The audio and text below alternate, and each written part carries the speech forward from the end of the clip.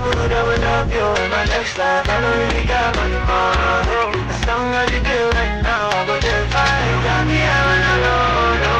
Sorry if I take my stuff. All this things when I did drop right now. I didn't feel up on my body and soul.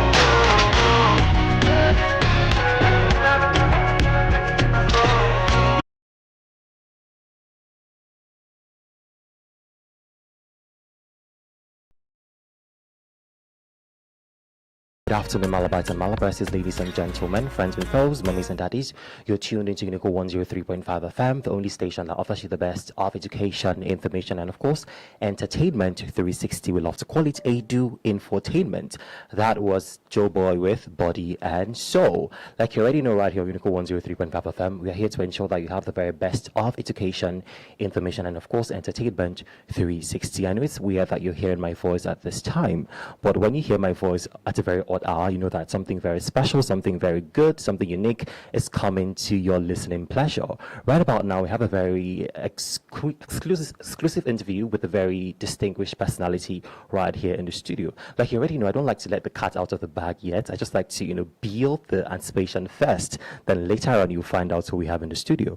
Well, I'm going to give you a little bit of, an insight to who our guest today in the studio is, because there's a whole audio dedicated to this great personality. I'll let you listen to this audio. When I come back, I'll introduce my guest formally. Do not move away from your radio set.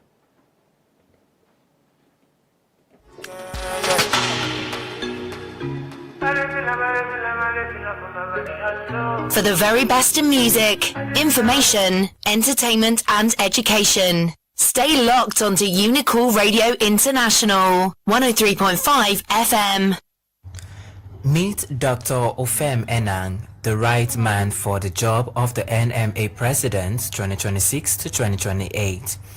Dr. Enang is a professor of internal medicine and endocrinology at the University of Calabar and a consultant physician at UCTH. He is an accomplished clinician, academic, and researcher with advanced expertise in endocrinology, diabetes, and metabolism. A Harvard-trained clinical researcher, he is also a fellow of multiple international medical colleges. He holds a Master of Public Health from the University of Lagos and a PhD in Clinical Sciences, Endocrinology, Diabetes, and Metabolism from the University of Calabar. He is recognized globally as a Fellow of the American College of Endocrinology, FACE, and a Fellow of the American College of Physicians, FACP. Dr. Enang's leadership record is extensive. He has served as president of the Calabar University Medical Students Association, the Association of Resident Doctors at UCTH, and the Nigerian Association of Resident Doctors. He has also led as chairman of NMA Cross River State, caretaker chairman of NMA Abia State, and caretaker chairman of NMA FCT. At the national level, he served as second vice president of the Nigerian Medical Association. Within UCTH, he has served as head of the Department of Internal Medicine and as DCMAC for training and research.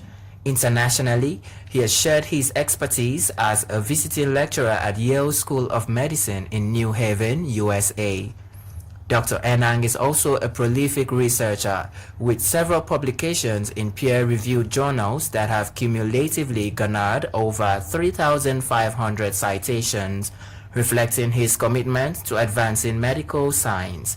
Throughout his career, he has remained a passionate advocate for doctors' welfare, combining leadership, service, and vision to strengthen the medical profession and healthcare delivery in Nigeria.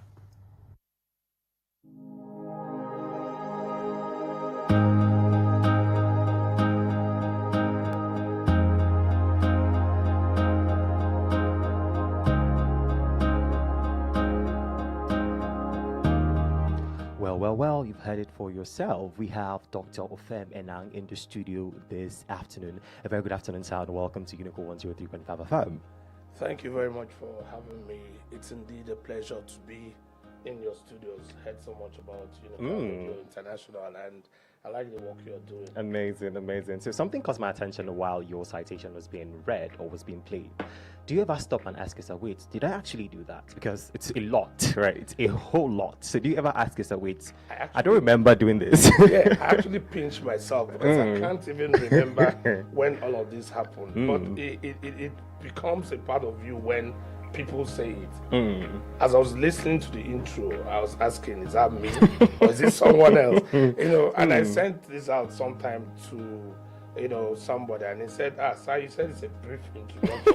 But this is already a whole What is your definition of brief? Yes, that's my definition of brief. But anyway, one of the things that this kind of resume does is that it should inspire young people. Absolutely. And that you can achieve anything and whatever you want. Absolutely. Just put in your hard work, and then you would always be on top of your game. So I am indeed flattered by the reception and the recognition I've got from you people. Amazing. It's indeed very nice. But quite frankly, UNICAL Radio International is the place to be. Of course, you've heard it from Dr. Ofem Enang himself. UNICAL Radio is the place to be. Well, for those of you that don't know, Dr. Ofem Enang is a presidential aspirant for the Nigerian Medical Association 2026 elections. Now, when I heard about this interview, as a matter of fact, I've heard about this election for a few days now, and there's something that stunned me. I saw the name The Ancestor, and I asked myself, okay, this is new. So could you tell us what was the inspiration behind the name The Ancestor? Now, if you didn't ask about this, I'm wondering what else you would ask. Sometimes I'm, also taken aback by how did I come by with this, sobriquet. Okay. Yeah, it's actually, the legend around it is that just as you made an allusion to my CV, it tells you that I'm coming from a place, okay? My experiences belie my age, you understand? And all of this tied together, the Ancestor is actually a fond way of the young people referring to my extensive experience, yet still a young person, young in quotes. That is, if you look at it relative to the age. So the Ancestor reference is not about my age. It's about the experiences I've gathered. And it's about leadership, my trajectory. So the real story is that I came across a group of young doctors, and they were having a banter about what is and what was, but a few mistakes in between. So I tried to correct them. And in the course of doing that, I made reference to, look, when I was president of CUMSA, Calabar University Medical Students Association in 1990, and they all went back because they weren't even born as of 1990. So they were the ones who said, this one Ancestor. So now, the thing with these names, if you try to fight it, it's going to stick. Sure. So I kept quiet. But by the next day, everybody, Ancestor, Babao, Ancestor. So I just left it. But then again, if you're into politics, you have to find something that would, trend, that will move with people. Yes. And in this life, unless you innovate, you're going to be stuck. True. So I told myself, look, you're going for an election. Election is about selling yourself, your candidacy, and your programs. What's going to pull traction? A lot of people have known me with that Ancestor title. So I said, why not? Let's roll with it. So in effect, Ancestor refers to my experience. It reflects my leadership. It reflects my tenacity. It reflects everything I've done, packed into this body in a short time. So I hope I'm able to let the legend behind. Well, that's such an interesting story, and I kid you not, the name is actually very legendary. I like it already. So I know that we've already listened to your citation, but let's hear it from you personally. How was it growing up as a child up until this age? What has been the challenges? What has been your experiences so far from childhood up until now? Yes, I have diverse experiences, and I would call myself a detribalized Nigerian. I'm actually a Port Harcourt boy. I was born and raised in Port Harcourt primary, secondary school. I came to Cross River State for the very first time when I was about 17, getting into UNICAL. And I remember at that time, I drew on my experiences from growing up in a neighborhood where we were mixed. My father is a retired police officer, You know, so I grew up in Port Harcourt town. Okay, Agri Road. People who know about Port Harcourt know. So I'm a township boy. Okay, so those experiences shaped my earlier, you know, projects and trajectory. And I'm someone who's, you know, I was a very good football player. You know, yes, I played football. I was the captain of the doctors team in UNICAL. Okay. The UNICAL medical school team was the best. So on and off the field, I've always been a leader. Now, those experiences too, when I left, you know, UNICAL in 1992, before then, I was at the Federal School of Arts and Science in Goja, where I was a senior prefect. So I'm sure a lot of people in UNICAL who went to Federal School will remember a certain prodigious young man, you know, who was on the field as a footballer and then in the classroom. I was best student in the lower sixth form, physics, chemistry. I was the senior prefect in Federal School of Arts and Science in 1985. I was also the hall head of Hall 8. So coming through this, why am I bringing these things? I am not just a tutor. I do a lot of things. I like music. So my experiences from time have been shaped by my attitude to serving. You know, and whenever I see something going wrong, I try to, you know, come and see how we can sort it out. My friends trust me. I'm a very loyal person. I have friendships for over 40 years. Amazing. So in the course of my own training, I trained in Ibadan, you know, the UCH, the famous UCH, did my junior residency there. And so I have a lot of friends in the Southwest. In fact, they refer to me as Femo of Ibadan and Ofem of Calabar. Okay. Then my senior residency I did in Lagos. So I'm also a Lagos boy at the Lagos University Teaching Hospital. And I have quite a number of friends. I served in Kaduna at the New General Hospital in Kaduna, and I worked in Zaria. So you can see that I have truly traversed Nigeria. And to let you know, I like travel. I like the adventure. I've been to all the 36 states in Nigeria, including the FCT. So that has shaped my experiences. And so that is why everybody I've come across, I have a thing or two to say. If you don't leave your immediate environment to experience other climes, you're most times stuck in the negative impressions. The country requires leaders who are broad-minded. True. Your education is not shaped only by what you learn in the class. I It agree. is shaped by your experiences outside. I have traveled around the world.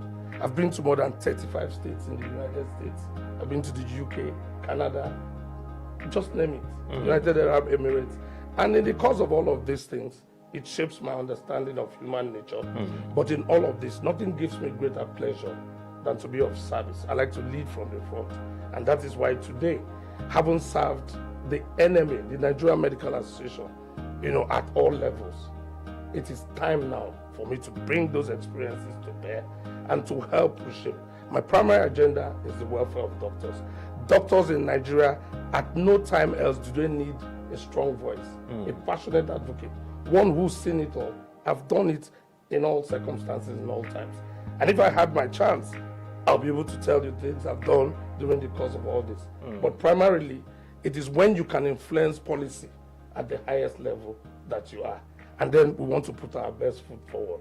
So I represent, or I'm just an approximation of all that is good in a doctor. So why not? Why can't we be there? Amazing. I'm intrigued by your experiences. I mean, for someone like me, I love to travel, but I'm still struggling to, to travel to just 4 states. So I might just come and apply as your PA so that we can travel the world together. Okay, so you said something very intriguing where you said you liked football, you liked science, you liked music. So at what point did you decide to yourself, okay, I'm going to, study medicine in university? Yes. If there was another life, I would always be a doctor. Okay. That is the reason why I haven't delved into politics. I have that passion to help people. And nothing has intrigued me more than medical science. So I will always be a doctor. Now, so it came about, my grandfather, may God bless his soul, Chief Louis Enang, took me sometime when I was very young to a hospital. And because he was a distinguished person and he met somebody, he has a friend, of old, that is Lia Limoke's father, Excellency Lia Limoke, at the time, Itigidi Memorial Hospital. And I was intrigued when I got in there and the man asked, what would you like to be? I just saw the man who was looking distinguished. You know the aura that doctors carry? Very true. Was looking distinguished. And I said, I want to be a doctor. But I didn't know why I said that, okay? So I wouldn't tell you I knew that. But the truth was, when I got into secondary school, I knew this is what I had to be. But more importantly, the power you have, there's no greater honor, you know, than to see a human being who is in pain and you're able to diagnose and treat the person back to life. I've had experiences. Sometimes I'm surprised when people come out and say that, oh, they were treated shabbily.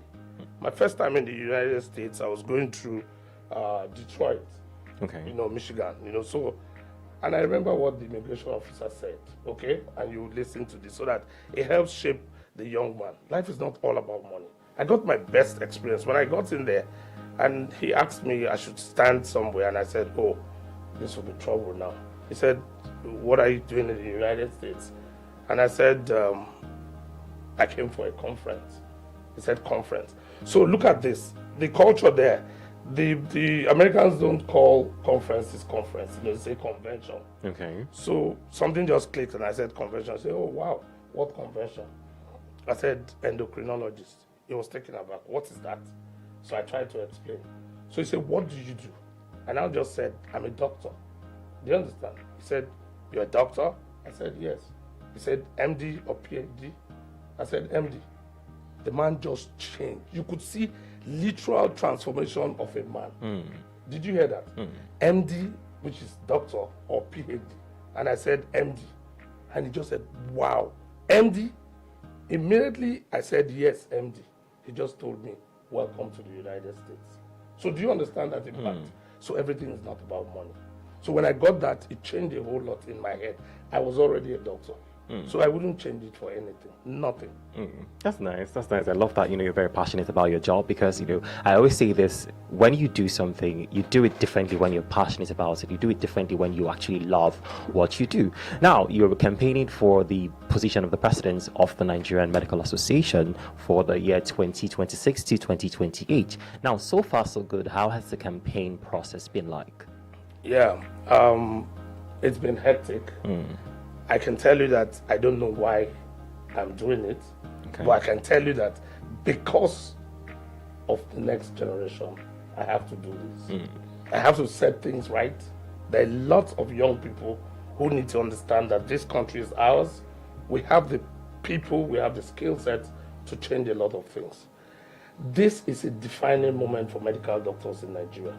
Never has there been a time that we face the kind of strain and stress we are going through. The few doctors who are left in Nigeria are going through tremendous pressure. They're all related to the stress of our work, related to security challenges. Our welfare is suboptimal. And we need to have somebody who has the cognate experience to be able to address these things. Please mind this, I am not going to change things overnight, but the point is that I have enough experience to be a strong and passionate advocate. Life is about trying to convince the other person. Advocacy. We're not going to fight, but we're going to advocate using data. The welfare of doctors is below par. It cannot be. You cannot have the best of us being treated like the worst. We did not commit any crime being doctors. If you had a brother who was a doctor, I'm sure, and this is without sounding immodest, you do give him some respect. Of course. You respect him for certain. So why would that kind of person be treated anything less? Have you asked yourself, why are people emigrating? The brain drain syndrome. So part of the things I want to do, which made me come into this race, is to help work with my people, you know, for us to advocate for better welfare for doctors. That's a priority, okay? Check the trend of insecurity. Just recently, we had to suspend campaigns because a doctor was brutally murdered in Enugu, a psychiatrist, picked up. Now, don't get me wrong. The same challenges doctors face are the challenges everybody in society faces. Insecurity is everywhere. But the point is that my name is Ofem Enang. I am working for doctors. So you would permit me to keep talking about doctors. That's my priority. Everybody should work for his own people, not just doctors. As the custodians of the people's health, the doctor is primus inter pares. It's first among equals. the man who has an overarching and a panoramic view of all that, the people want. When you go to the hospital, it is the doctor you want to see. True. Even your leaders who keep using taxpayers' money to travel abroad, they don't go to see anybody else. Who did they go to see? They go to see a doctor.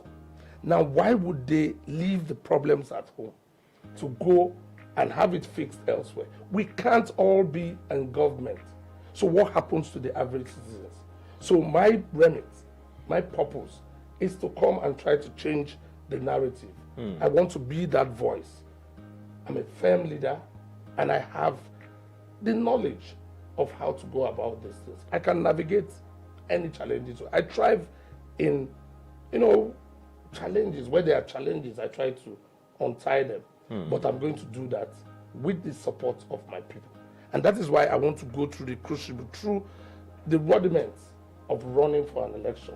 It's always very good that you have to sell your agenda, sell your purpose. I'm going to run a 5-point agenda, but top on that agenda will be doctors' welfare. There are issues. 70% of the workforce in Nigeria of doctors is the Association of Resident Doctors. Now, you saw from my resume that I have led them. So it is now, if you wanted to pick a striker, which striker are you likely to pick? You're likely to pick the striker who has scored before and in the recent past. I am that striker for NMA. I have seen it all. I have been a resident, led the residents, understand their plight. I am going to work for all affiliate groups. We have to protect private practice.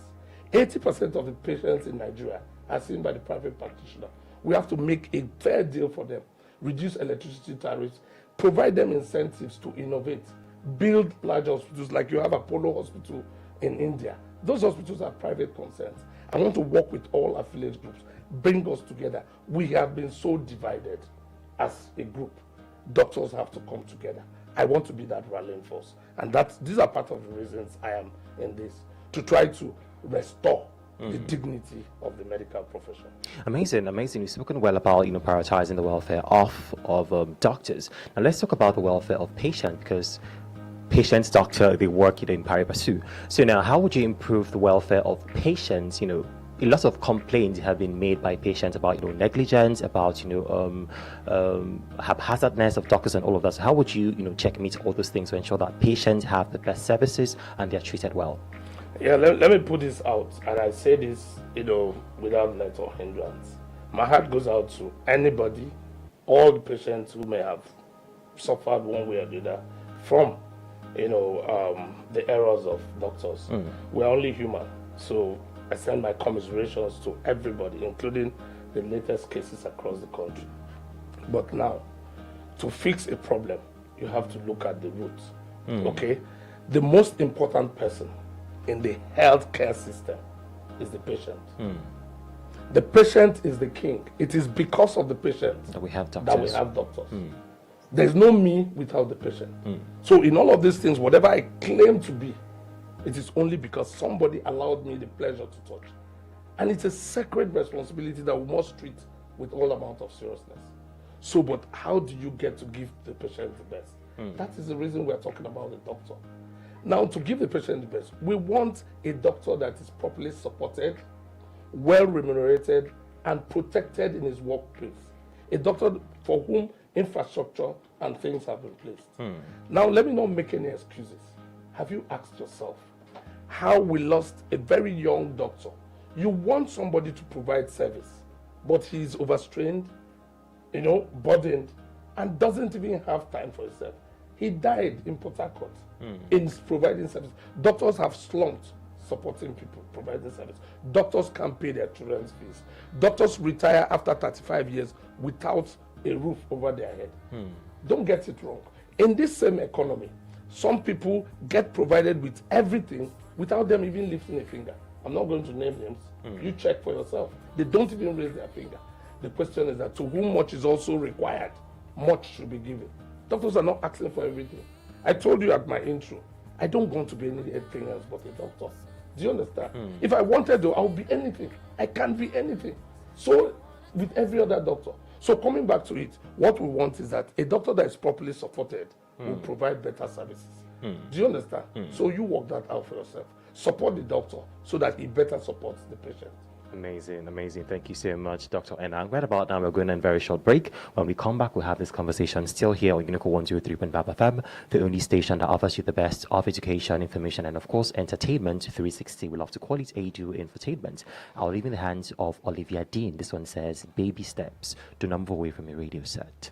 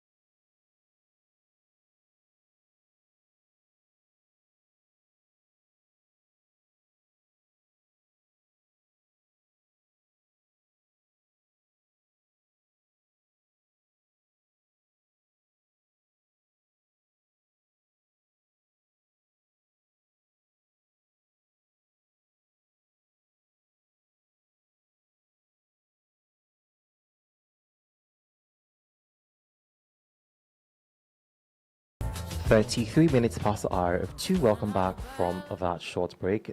It's UNICAL 103.5 FM, the only station that offers you the best of education, information, and of course, entertainment 360. We love to call it ADU Infotainment. We still have the presidential aspirant for the Nigerian Medical Association, Dr. Ofem Enang, in the studio, and so far so good. He's been talking about his experiences and his plans for the Medical Association. Now, sir, you have a lot of experience in research.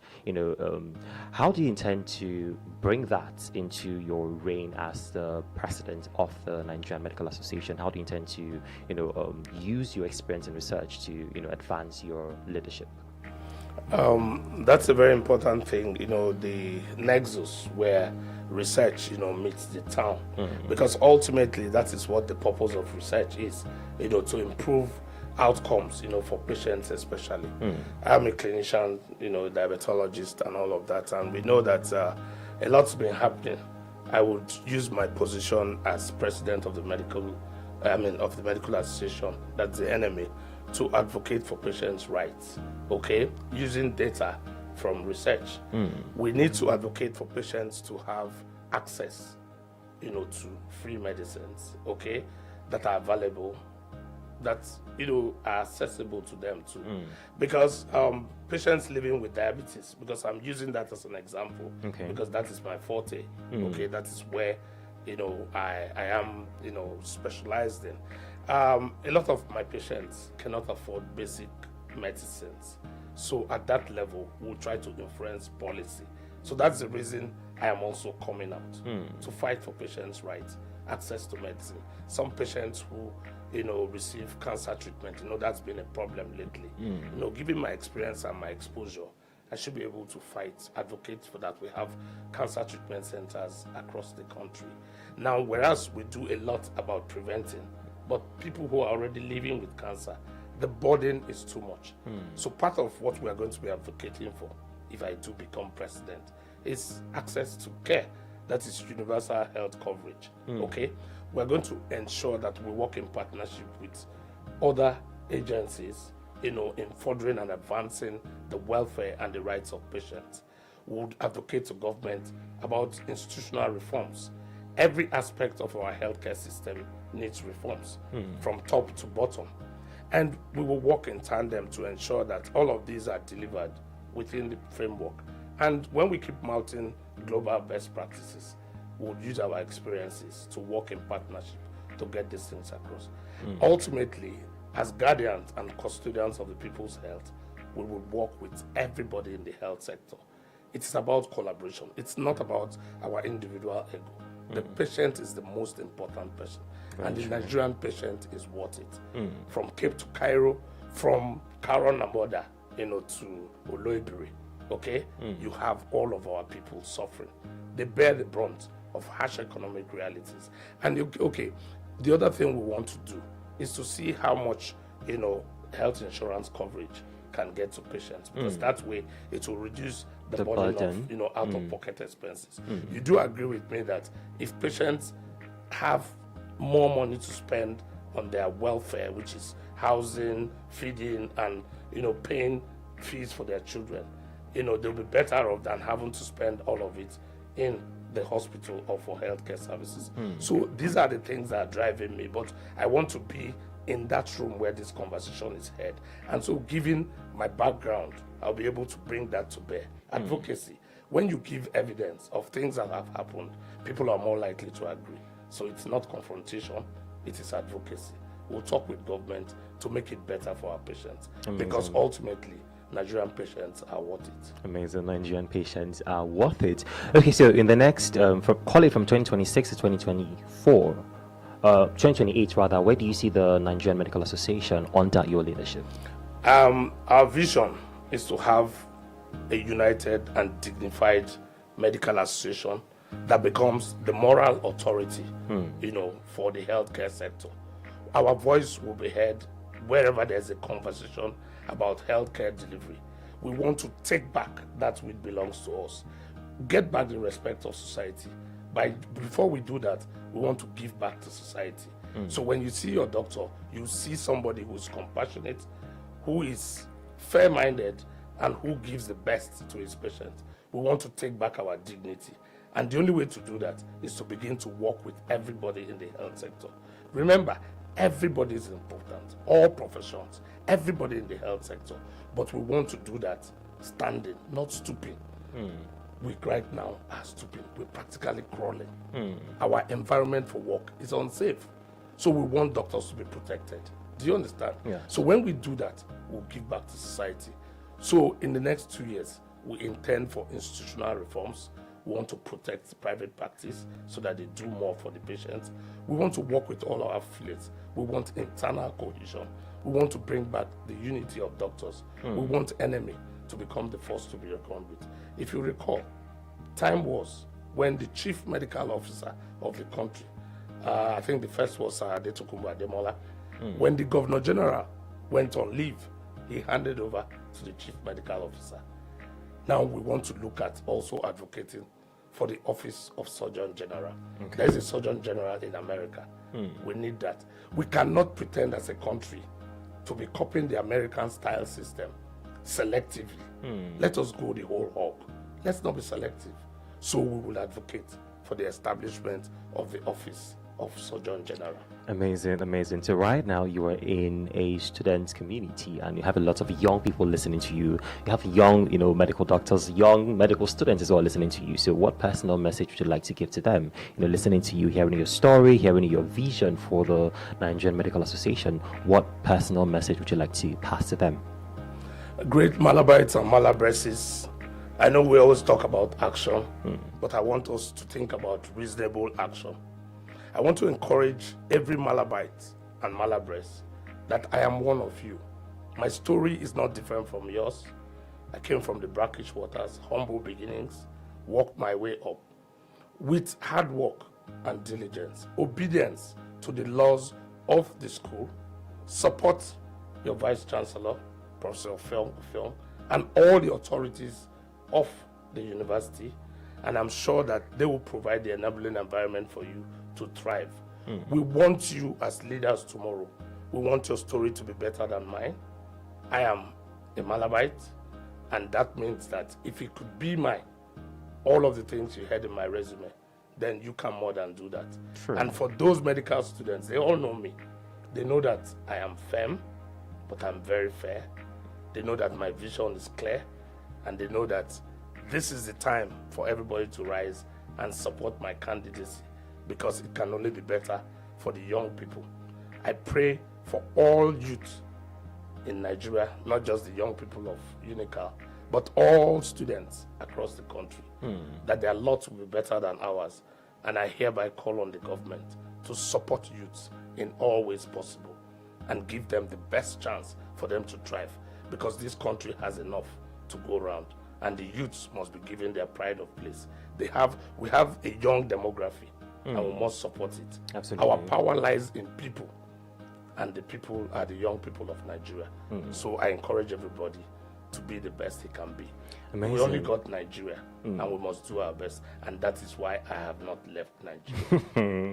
Absolutely. Okay, so for people that have been listening, we're talking about the Nigerian Medical Association elections, and I'm sure people have been inspired by your story, and they see your vision. So how can eligible people vote? When is the election? Where is it? And how can eligible voters vote for you, of course? Yes, we are having the annual delegates meeting in Kano from April 26th to May 2nd.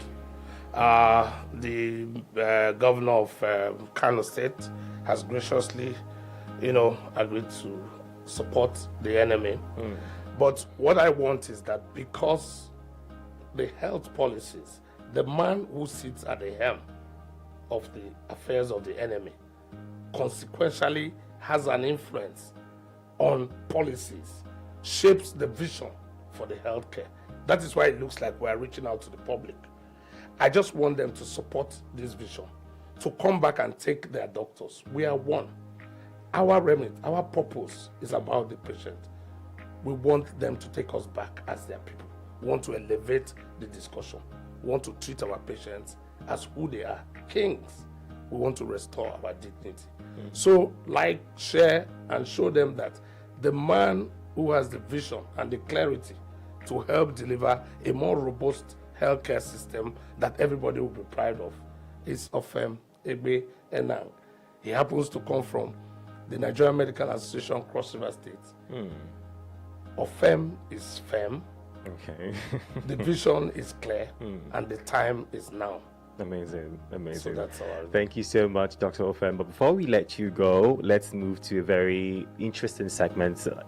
We've been talking serious stuff for a very long time, so let's just chill, lay back a little bit, and just have a little bit of fun. So this segment is a this or that segment. So I'm just going to ask you a question, and you answer this or that. Are you ready?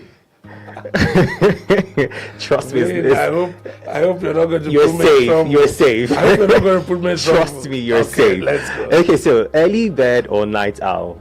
Oh, night owl. Night owl. Okay. All day long. Okay, so tea or coffee? Coffee. Why coffee? It helps. It has stimulants. Okay, so it keeps me awake. Okay. For a late bird, I need to be awake during the day. Very true, very true. Okay, so what's your favorite way to relax after a busy day? Oh, wow. Listen to music.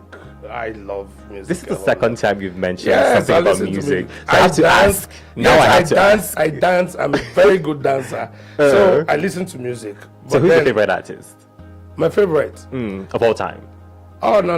Let me see. Well, I grew up in the era of all time. Let me Dead or pretend. alive. Let me pretend as though I would know the artist you're talking about, because I know that it's going to be somebody from the 90s. So Yes. give it a shot. No, it has to be Michael Jackson. Michael Jackson. He's my Of course I greatest know Michael all Jackson. time. It has to be Michael Jackson because the reason for Michael Jackson is that he represents the best, excellent. I believe in excellence. Okay. By the way, I forgot to tell you that my campaign is Renaissance 2026. Okay. The rebirth of excellence. So I Okay. believe in it. You can see from my antecedent that I like good things. Absolutely. So Michael Jackson in music, Excellence. Amazing. in football, you ask again. If you want to ask, you should ask me anything. By the way, I'm an Arsenal fan, so Amazing. Okay, so one person who inspires your leadership the most? there are many. There are many. I don't know, but there are a whole lot of people who have shaped, my ideas and the things I think about. Okay. But some of them come not mainly political leaders. Okay, so if you permit me, I like people with a sense of justice.